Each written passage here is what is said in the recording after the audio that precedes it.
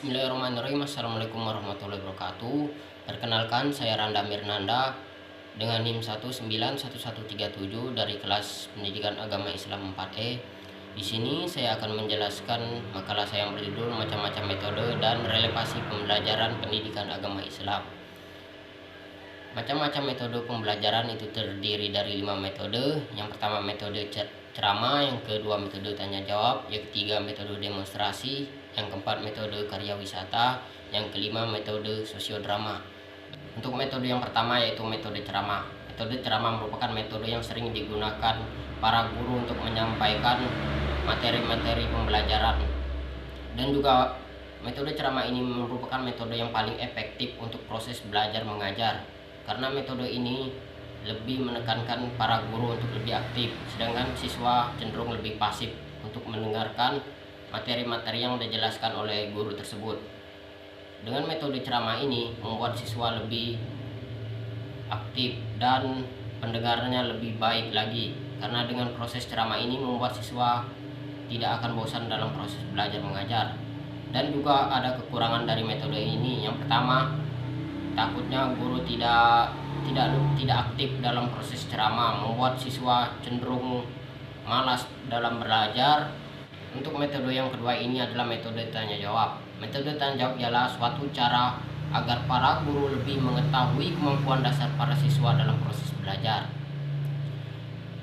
Dan juga untuk para siswa juga akan lebih aktif berpikir, aktif menyampaikan pendapatnya, membuat siswa lebih percaya diri dalam proses belajar.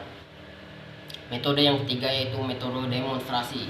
Metode demonstrasi adalah metode yang menggunakan cara penyajian dengan memperagakan atau mempertunjukkan kepada para siswa proses belajar mengajar, situasi atau benda tertentu yang sedang atau sudah dipelajari, baik sebenarnya maupun tiruan, yang sering disertai dengan penjelasan yang ada di pembelajaran tersebut.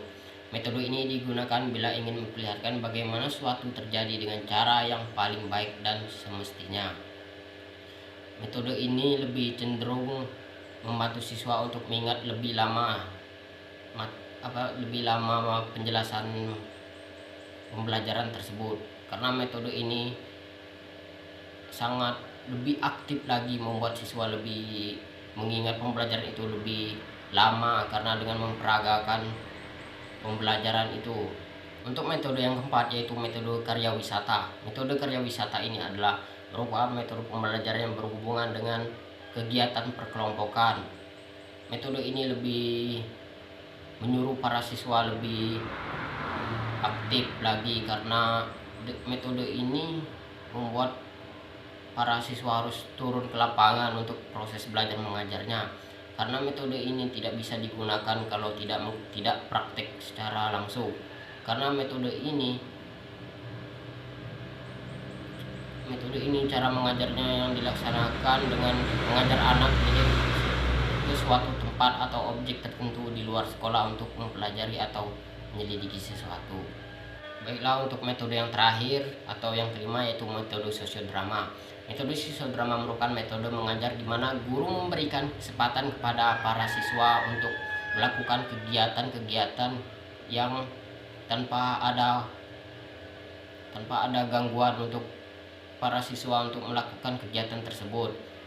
Kegiatan ini dapat disimpulkan bahwa bentuk metode mengajar yang mendramakan atau memerankan tingkah laku di dalam hubungan sosial, karena metode ini langsung turun ke masyarakat, di mana para siswa akan lebih mengetahui kegiatan-kegiatan masyarakat tersebut. Untuk materi selanjutnya yaitu relevasi metode pembelajaran pendidikan agama Islam. Yang pertama, relevansi dengan tujuan pembelajaran. Metode yang akan digunakan harus melihat dahulu tujuan pembelajaran yang akan dicapai. Beberapa metode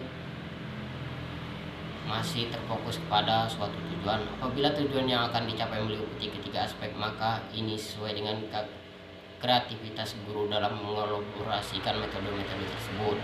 Ketika akan mengajar, seorang guru harus memahami betul tujuan pendidikan yang akan dicapai.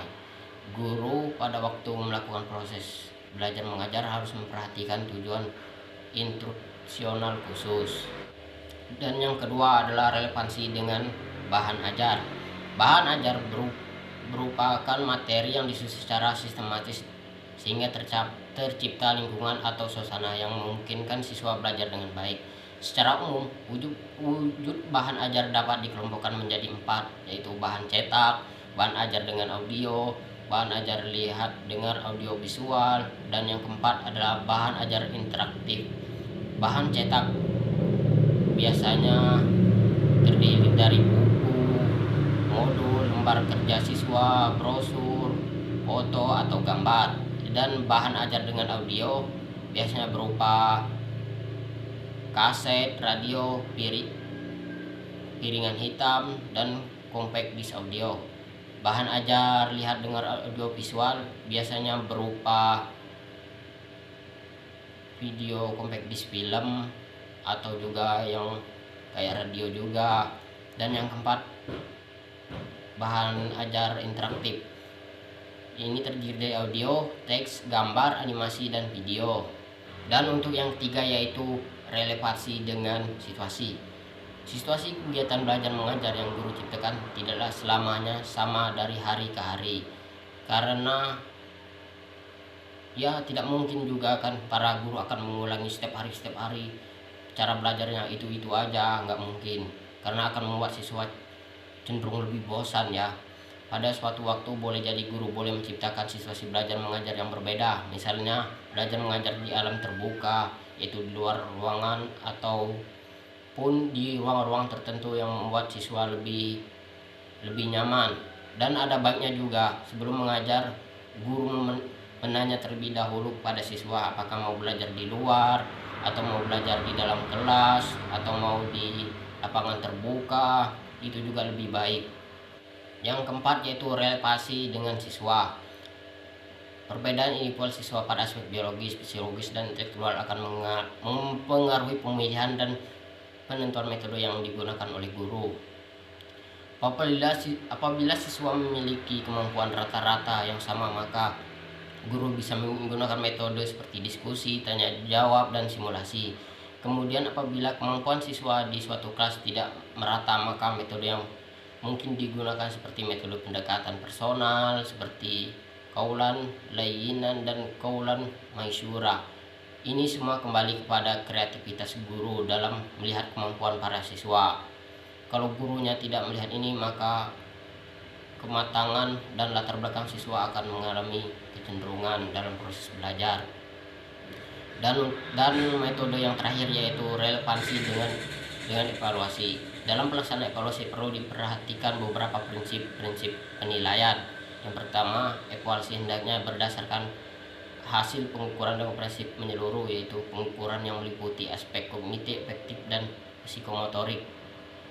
Dan yang kedua yaitu evaluasi harus dilakukan secara terus-menerus dari waktu ke waktu untuk mengetahui secara menyeluruh perkembangan peserta didik dalam proses belajar. Dan yang ketiga, evaluasi harus mempertimbangkan rasa keadilan bagi para peserta didik tanpa membedakan jenis kelamin, latar belakang, budaya, dan lain-lainnya juga.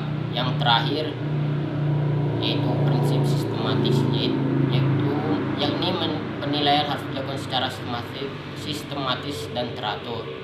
Baiklah, mungkin hanya itu yang dapat saya sampaikan dalam kesempatan kali ini. Saya akhiri. Wabillahi taufiq wal hidayah. Wassalamualaikum warahmatullahi wabarakatuh.